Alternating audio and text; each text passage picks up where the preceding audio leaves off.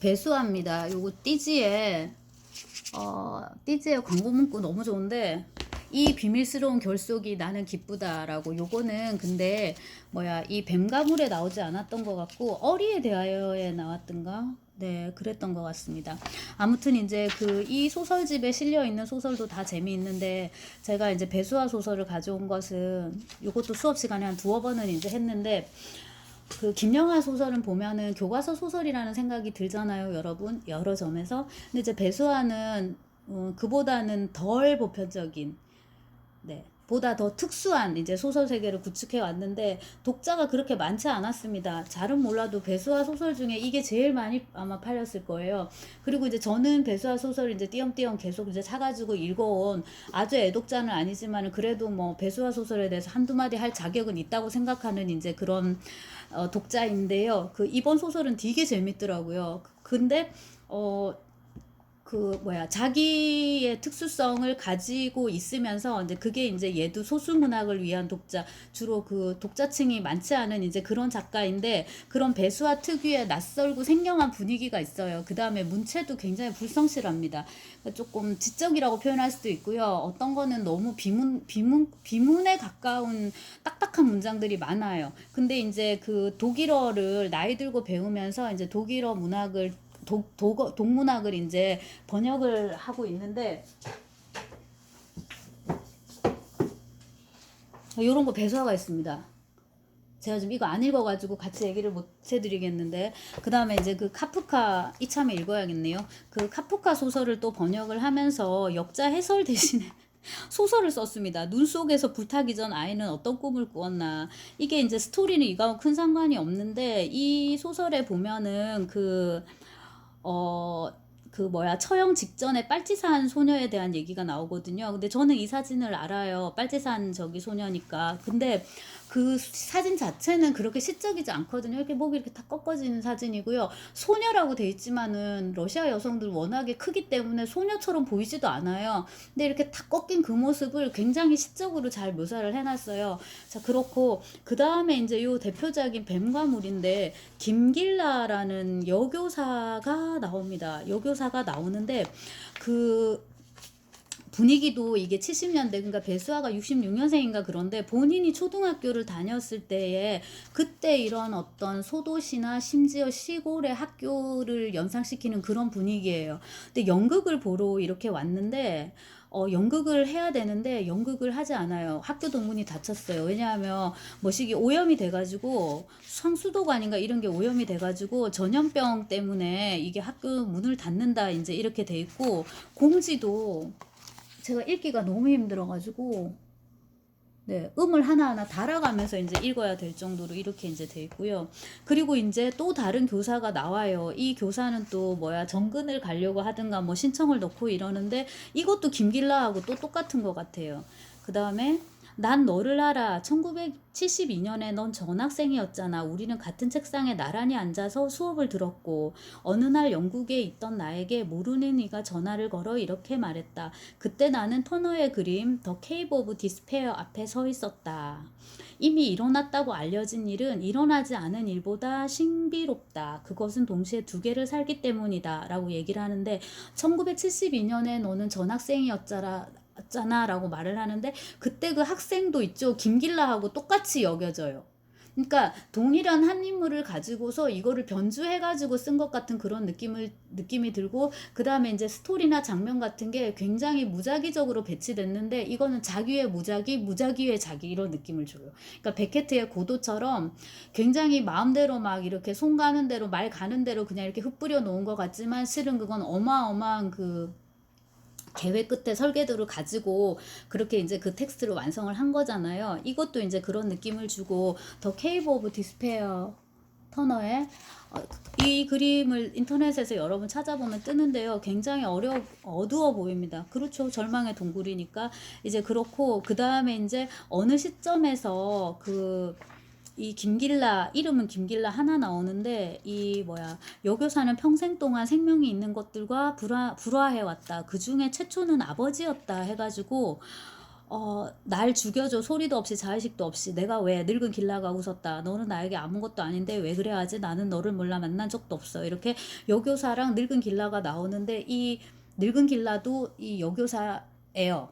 그런 것 같아요. 그러니까 젊은 여교사, 늙은 여교사, 김길라 이렇게 해서 이제 막 헷갈리게 나오는데 아버지가 이게 문제인데요. 이 부분이 이제 그 아버지가 이제 그 이게 트라우마예요. 그래가지고 제가 읽어드릴 순 없고 여러분 그 찾아보면은 굉장히 하드하게 이렇게 그 묘사된 데가 있거든요. 그래서 이렇게 어릴 때 이제 저기 우리 뭐 저 청원 올리고 하는 이제 그런 적인데 그런 일을 이제 아버지한테 겪은 걸로 이렇게 이제 묘사가 됩니다. 그게 214쪽, 215쪽인데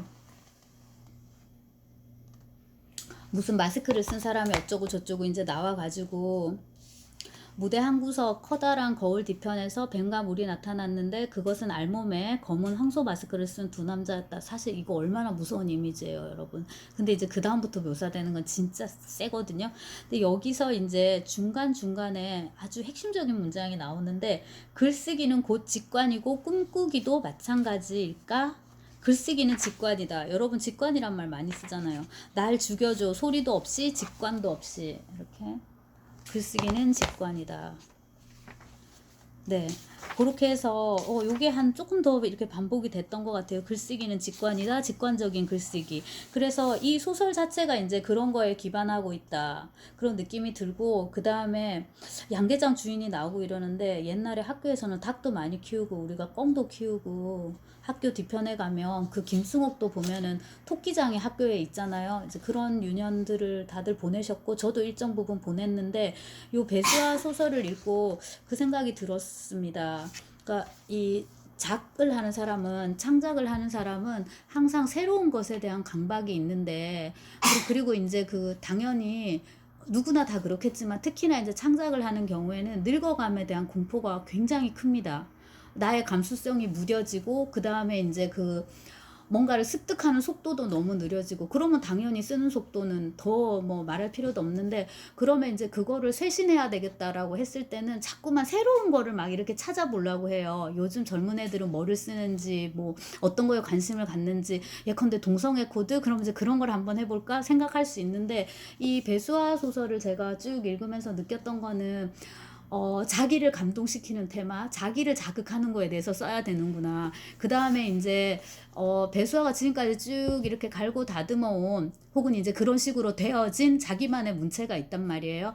그거를 계속 가지고 가야 되는구나. 예컨대 배수아가 뭐 아쉬울 것도 없겠지만 굳이 이런 문체 형이랑 아닌 거죠. 배수아는 배수아의 문체를 가지면 되고요. 그렇게 이제 소수의 독자들을 쭉 이끌고 가는데 그 소수가 모여서 여기에 이르러서는 꽤 많은 이제 독자도 확보를 했고 그 다음에 이야기가 되게 고전적이면서도 그러니까 6, 70년대의 그런 모습을 보여주는 이야기들인데 근데 작법 문체 이런 거는 굉장히 신선하다는 느낌을 받았어요. 그리고 20대 때부터 사과가 있는 국동가 그때부터 이제 제가 배수아가 20대였을 때부터 이제 소설을 읽어왔는데 그냥 배수아는 계속 배수아의 소설을 쓰고 있습니다. 근데 이제 자기가 가는 길을 계속 다듬고 그 다음에 이제 소재 주제를 가져옴에 있어서도 계속 기억에서 끄집어내는 것 같더라고요.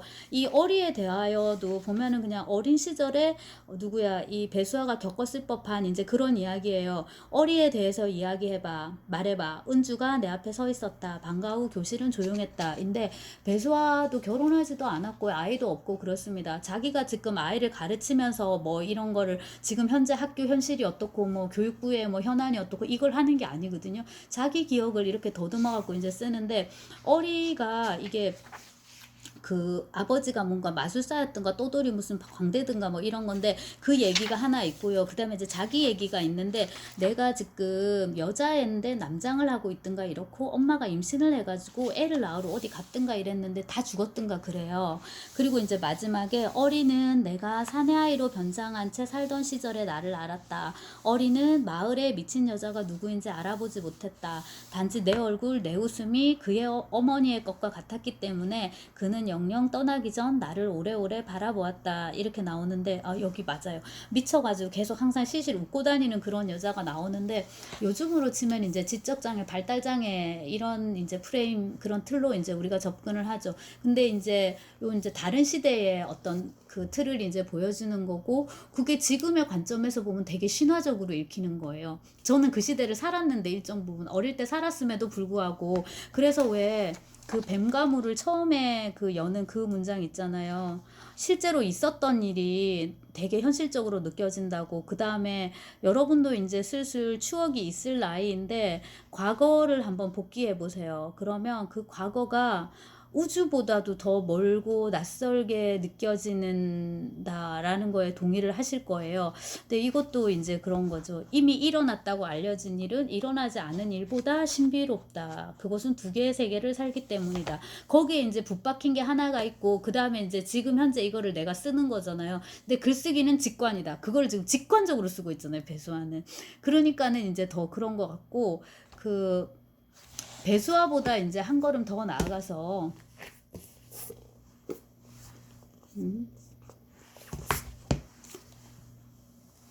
자 찾아보니까 이것도 있더라고. 네. 자, 정영문입니다. 저는 개인적으로 정영문을 굉장히 좋아합니다. 그래서 뭐 어릴 때부터 계속 쭉쭉쭉 읽어오고 뭐 기회가 되면 인터뷰도 마다하지 않고 제가 인터뷰 당하고 싶은데 항상 제가 이제 인터뷰 하는 쪽으로 그다음에 어떤 자기의 세계는 제가 이거 가지고 저는 현장 비평을 물론 하지 않는데 이제 이 경우에는 좀 특별히 제가 글도 하나 쓰고 이제 이랬었는데 요 어떤 자기의 세계는 이제 그 동인문학상도 받았고 뭐 대상문학상도 받았고 동일한 작품으로 그래서 이제 문단에서도 이 정영문에 대해서 충분히 경의를 표한 거죠. 너가 이러저러한 소설을 쓰고 있는데 이것이 이제 독자들의 호응은 얻지 못하고 있지만 우리는 충분히 그래도 이제 읽고 있다 이제 이런 식의 그리고 이제 그 단편 문학의 단편 소설에 주는 상 그런 수상집에도 정영문을 하나씩 꼭꼭 이렇게 넣어줍니다. 그 중에 이제 들어갔던 게 제가 생각나는 게 이 브라운 부인인데 목차 여러분 한번 보시죠. 브라운 부인 여행의 즐거움 목신의 없던 호 이거 이제 우리가 드뷔시 그 음악으로 아는 그거고 추억의 한 방씩 닭과 함께하는 어떤 목가적인 풍경 유원지에서 동물들의 권태와 분노의 노래 1 물속의 알람소리 동물들의 권태와 분노의 노래 2 동굴생활자 동물들의 권태와 분노의 노래 3 이렇게 되는데 브라운 부인은 조금 그래도 스토리가 있어요. 조금 브라운 부인은 내가 최근에 알게 된 여자이다. 쭉 가서 우리가 친하게 되었을 때 그녀가 들려준 어떤 이야기는 무척 흥미로웠다. 그 이야기는 다음과 같다. 이랬는데 무슨 총을 꺼내고 뭐를 죽이네 살리네 해가지고 그나마 이제 정영문 소설 치고는 스토리가 조금 있었던 것 같은데 한 10여 년 전에 읽어갖고 잘 기억이 안 나고요. 그나마 정영문 얘기 치고는 소설 치고는 스토리가 있었다. 이 말에서 드러나듯이 고의적으로 이제 스토리를 없애는 작가. 정영문의 별칭은 한국의 베케트였습니다. 네. 그런 게 있죠. 네. 그래서 이제 처음에 이제 본인도 그런 거 쓰고 싶다 이제 했었고 되게 젊어서 낸 것 중에 좀 얇은 것 중에 하품 이런 게 있었거든요. 거기도 이제 그냥 하품하는 이런 하마처럼 하품하는 낙타처럼 이제 그런 소설 같지 않은 이제 그런 소설 이렇게 말장난 같은 이제 그런 것들 지리멸렬한 언어 유희 같은 걸 이렇게 쭉 해 나가요. 그래서 이제 정영문 소설을 읽을 때는 굳이 우리가 시작과 끝을 알 필요 없고 그냥 이제 중간에 읽다가 뭐 이쯤에서 그냥 그만해도 되고 다음에 또 읽고 싶으면 펴가지고 뭐 다른 부분을 조금 읽어도 되고 이제 그런 느낌을 주는 이제 소설을 쓰고 본인도 이제 계속 그 의미를 지워가는 식으로 네 이제 그 무의미의 의미를 이제 구축하는 식으로 이제 이렇게 하는 거죠. 실제로 프랑스에 갔습니다. 정영문이 얘기하기 싫어 예. 근데 미술 공부한다고 이제 갔었는데 공부를 이제 하지 않고 혹은 하지 않고 그 릭삼부르 공원인가요? 거기 이제 앉아가지고 이제 이런 거 보는 거죠. 진짜 목신의 어떤 오후죠. 그러면서 이제 사람들 구경하고 그러다가 이제 돌아와가지고 이렇게 소설을 쓰는데 뭐 계속 이런 류의 소설을 쓰다가 뭐 제가 정영문 얘기 하려면 더 할 수 있지만은 그 이거 가지고 그나마 조금 독자들한테 이제 그나마 다가갔습니다.